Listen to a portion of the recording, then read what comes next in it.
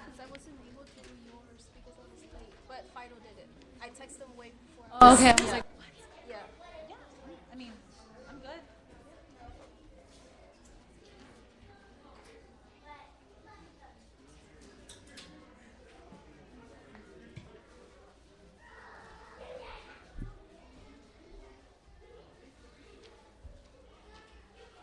Gloria a Dios. Vamos a ir a 1 Tesalonicenses capítulo 5, versículos 1 al 3.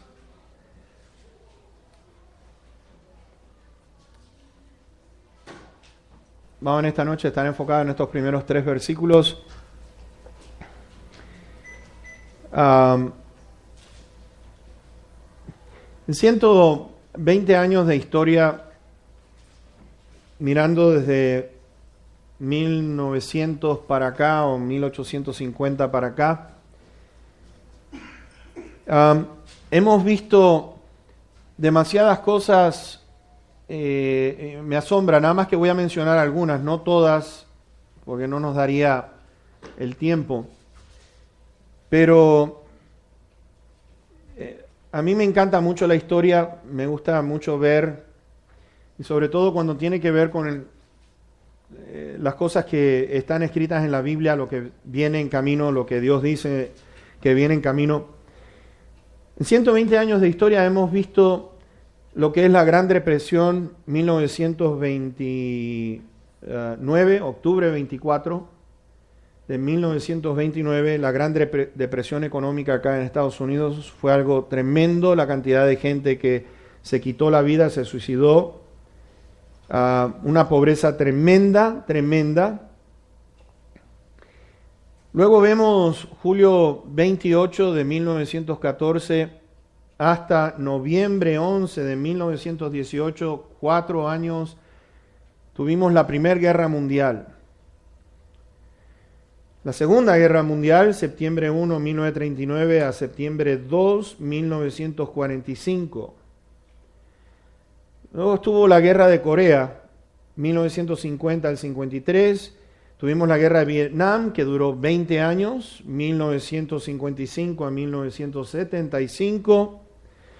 Hemos visto actos de terrorismo, hemos visto Guerra Fría, la Guerra Fría entre Estados Unidos y Europa con Rusia. No sé si ustedes se acuerdan. Bueno, para nosotros los jóvenes de los años 1950 nos acordamos de eso.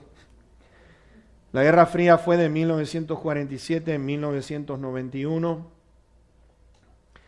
Revoluciones innumerables en todas partes del mundo. Desde el hermoso país de El Salvador, Centroamérica hasta Argentina, revoluciones, como ustedes no se imaginan, dictaduras militares. Y vuelvo a repetir, esto nada más que algunos eventos que resaltan. Hay muchísimos más. Pero lo que quiero preguntar en esta noche, ¿hacia dónde se dirige la historia? ¿Hacia dónde se va a dirigir la historia? Porque prácticamente, considero yo, desde los 1914, desde la Primera Guerra Mundial, la humanidad ha vivido en miedo, ha estado ahogada por el miedo.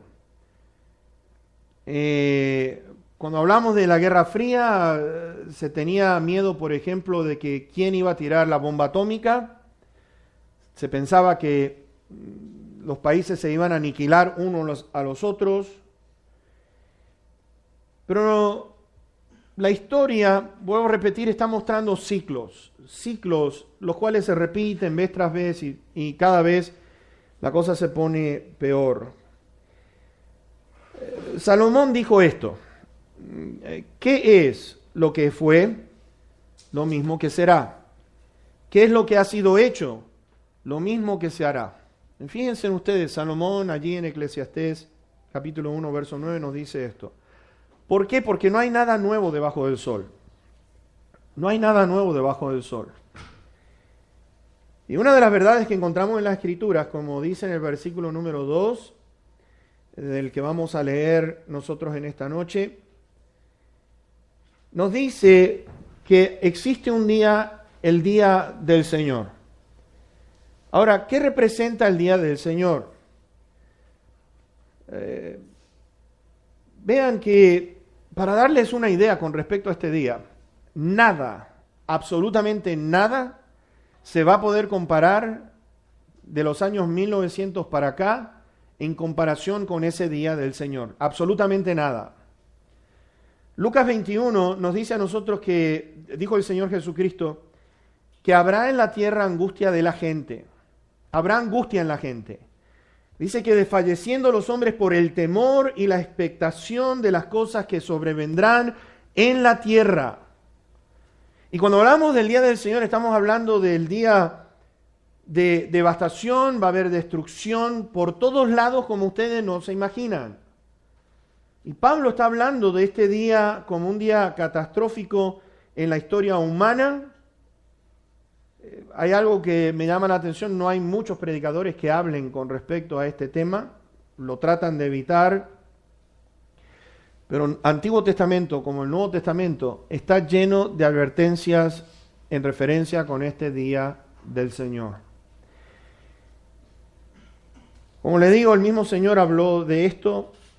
Pablo está hablando a esta iglesia en Tesalónica con respecto al rapto de la iglesia en el capítulo 4 y ahora en el capítulo 5 está tratando con otro evento que es introducir el día del Señor. Así que vamos a ir al versículo 1 hasta el 3 y nos dice, pero acerca de los tiempos y de las ocasiones no tienen necesidad, hermanos, de que yo les escriba, porque ustedes saben perfectamente que el día del Señor vendrá como ladrón en la noche, que cuando digan paz y seguridad, entonces vendrá sobre ellos destrucción repentina, como los dolores a la mujer encinta, y no escaparán.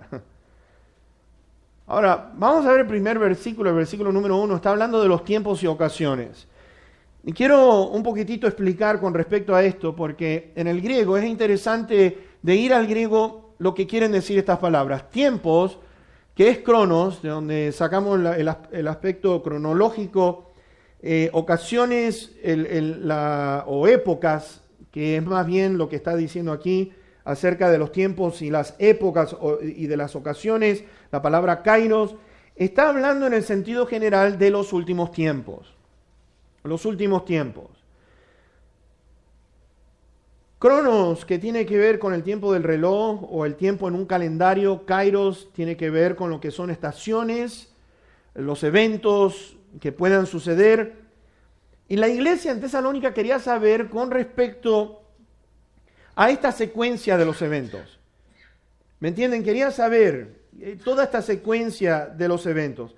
Fíjense en que la palabra tiempos y ocasiones está en el plural, lo cual sugiere que va a ser una secuencia de eventos. Y estudiando en esta semana con respecto a esta secuencia de eventos, vamos a ver, por ejemplo, que en Lucas 21, versículo número 24, y en Romanos 11, versículo 25, está hablando los tiempos de los gentiles. Los tiempos de los gentiles. Para que algunos de ustedes que estén tomando nota con respecto a esto, los tiempos de los gentiles tiene que ver con la visión que vio el rey Nabucodonosor, el sueño que tuvo el rey Nabucodonosor allí en Daniel capítulo 2 con respecto a los reinos que iban a haber en la tierra. Habló de Babilonia, Medo-Persa, Grecia, Roma y después el último imperio que va a ser el imperio de la bestia o del anticristo. Tiene que ver con el capítulo 8 también de Daniel, versículos 1 al 26, que está hablando de los imperios gentiles, que va a culminar precisamente con este último imperio de la bestia.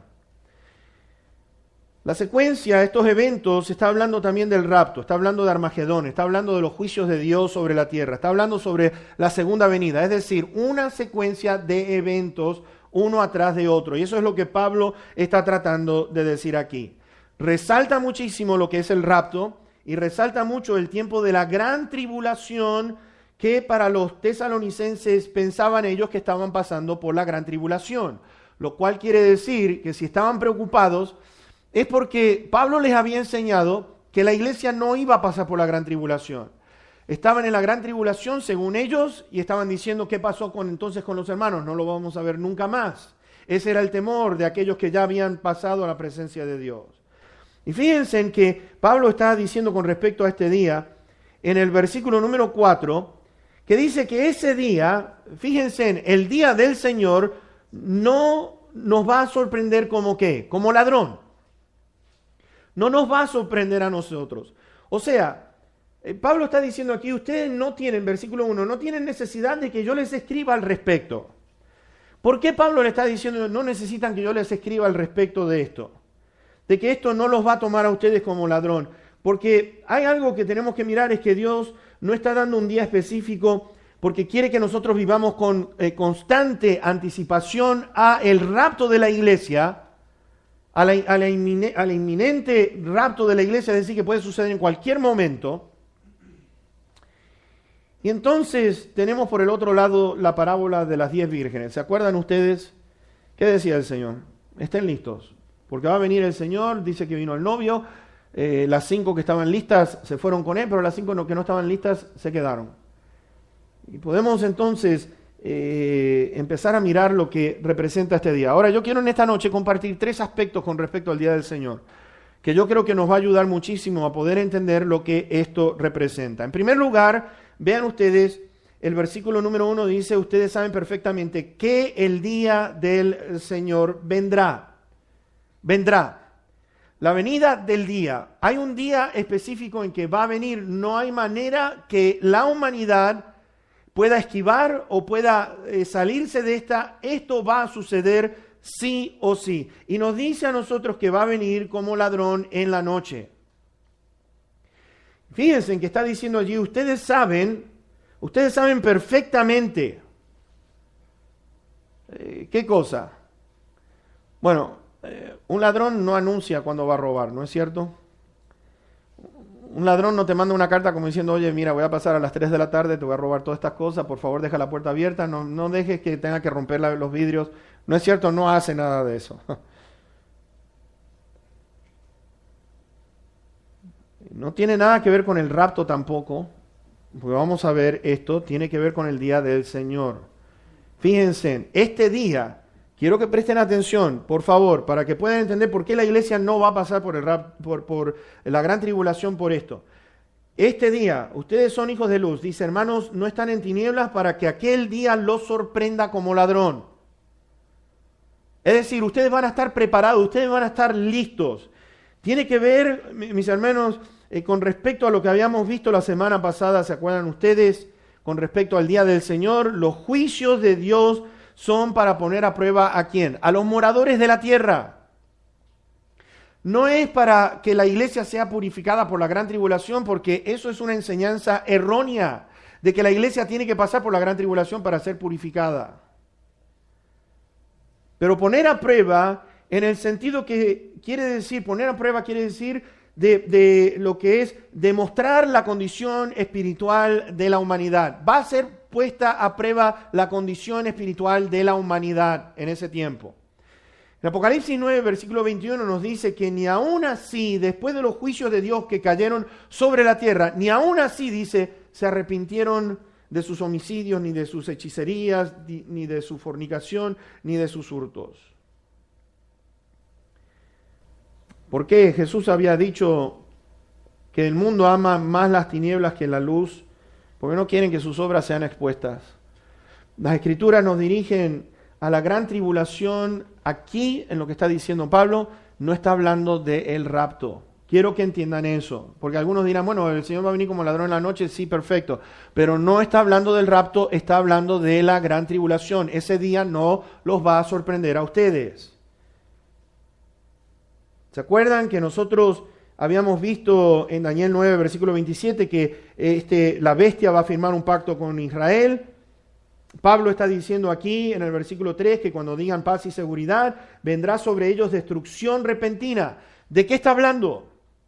Daniel capítulo 9, versículo 27, por una semana, por 7 años va a firmar el pacto, y a la mitad de la semana, a la mitad de esos 7 años, dice que se va a hacer pasar por Dios, y entonces empezamos a mirar que viene destrucción repentina.